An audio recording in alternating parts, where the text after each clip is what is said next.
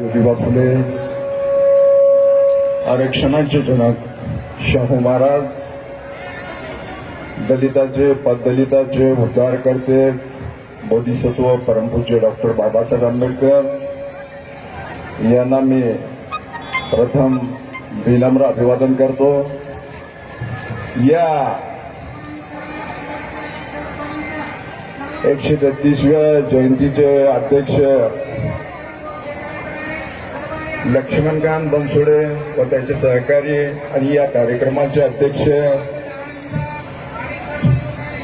बाबासाहेब कांबळे तसेच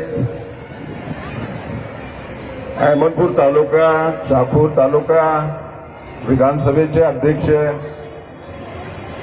या नगरीचे आमदार आदरणीय बाबासाहेब पाटील साहेब तसेच शिवानंद हेंगणे साहेब, आरजी कांबळे साहेब,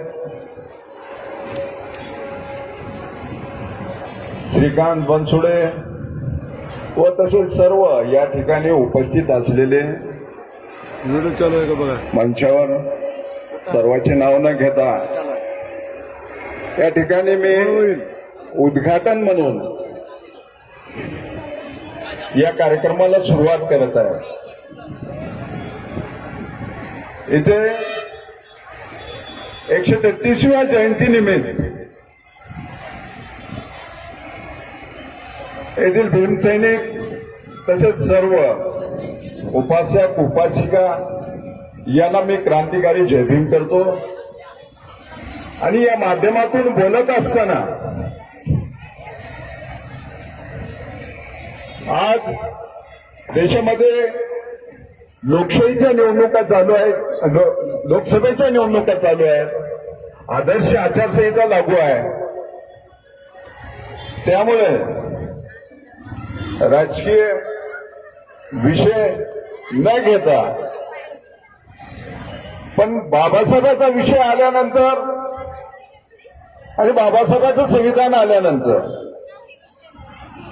राजकीय चालू घडामोडीविषयी बोलणं गरजेचंच पडतं। या देशामध्ये अक्षय भालेराव असेल, संकेत भोसले असेल, जितेंद्र मेघवाल असेल, इंद्रकुमार मेघवाल असेल, या देशामध्ये लोकशाही आहे। या देशामध्ये लोकशाही असताना आज भी दलितांवर अन्याय अत्याचार होत आहे। या देशामध्ये असणारी सामाजिक विषमता आणखी नष्ट झालेली नाही। एकीकडे महाविकास आघाडी संविधानाचा विषय सांगते, दुसरीकडे मुस्लिम समाजाला संविधानाच्या माध्यमातून आणि बीजेपीच्या माध्यमातून हे भयभीत वातावरण निर्माण करून राजकीय परिस्थिती निर्माण या मताचं राजकारण करत आहे। पण या माध्यमातून सांगत असताना या देशाचं संविधान बाबासाहेबांनी लिहिल्यानंतर या देशामध्ये जवळजवळ 75 वर्ष झाल्यानंतर सुद्धा या देशातील सामाजिक विषमता संपुष्टात आलेली नाही। आता या येथील असणारा आंबेडकरी या समाज याला एक विधायक असं नेतृत्व सध्या तर मिळण्याची गरज आहे। या देशामध्ये पहिली क्रांती केली असेल तर सम्राट अशोकाने केली आणि दुसरी क्रांती केली असेल तर 1818 मध्ये 1 जानेवारी या ठिकाणी भीमा कोरेगावची दुसरी क्रांती झाली आणि त्याच्यानंतर तिसरी क्रांती बाबासाहेब आंबेडकरांनी या संविधानाच्या माध्यमातून तुम्हाला दिली। जवळजवळ या देशामध्ये 129 वर्ष संभाजी महाराजांचा खून झाल्यानंतर 129 वर्ष येथील एससीच्या समाजाला अतिशय सामाजिक विषमतेतून वागणूक दिली जात होती। संभाजी महाराजांचा खून 1689 साली झाला। त्याच्यानंतर भीमा कोरेगाव होण्यासाठी 129 वर्ष लागले आणि या देशातील पेशवाई संपुष्टात आणली आणि येथील 500 महाराणी 28,000 पेशव्याला कापून या देशातील पेशवाई नष्ट केली. त्यानंतर या देशामध्ये सामाजिक परिवर्तन सुरुवात झाली. 1827ला महात्मा फुलेचा जन्म झाला आणि त्यानंतर महात्मा फुलेने या देशामध्ये येथील असणारा एससी असेल, एसटी असेल, ओबीसी असेल यांना एक मनुवादी प्रवृत्तीपासून दूर ठेवण्याचा प्रयत्न म्हणजे मनुवादी प्रवृत्ती नष्ट करण्याचा प्रयत्न या ठिकाणी करण्यात आला. त्यानंतर महात्मा फुल्यानंतर लगेच नैसर्गिक परिवर्तन म्हणण्यासारखंच 1890 नंतर महात्मा फुले वारल्यानंतर डॉक्टर बाबासाहेब आंबेडकर 1891 साली जन्मले आणि त्याच्यानंतर डॉक्टर बाबासाहेब आंबेडकरांनी तिसरी क्रांती या देशामध्ये लोकशाही देऊन केली. लोकशाही या देशातला टाटा बिर्ला असेल, या देशातला अंबानी असेल आणि या देशातला रिक्षा चालक असेल त्याला पण एक मताचा अधिकार होता आणि त्या एक मताच्या अधिकारावर या देशाचं सरकार जे की आज आपण या ठिकाणी जातीचा विचार करत असतात. या देशामध्ये ज्या घनश्यामने उत्तर प्रदेशामध्ये क्रांती निर्माण केली आणि या देशामध्ये 13 दिवस चालणारं सरकार अटल बिहारीचं एक मताने सरकार पडलं. म्हणून या देशामध्ये आता या ठिकाणी सांगायचं झालं तर संविधान आहे असं आपल्याला वाटतं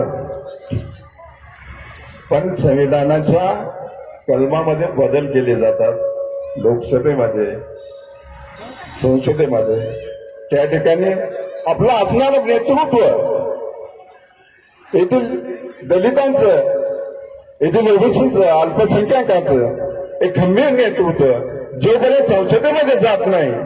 आज आपण बघतो सोबळावर निवडणुका लढविल्या जातात,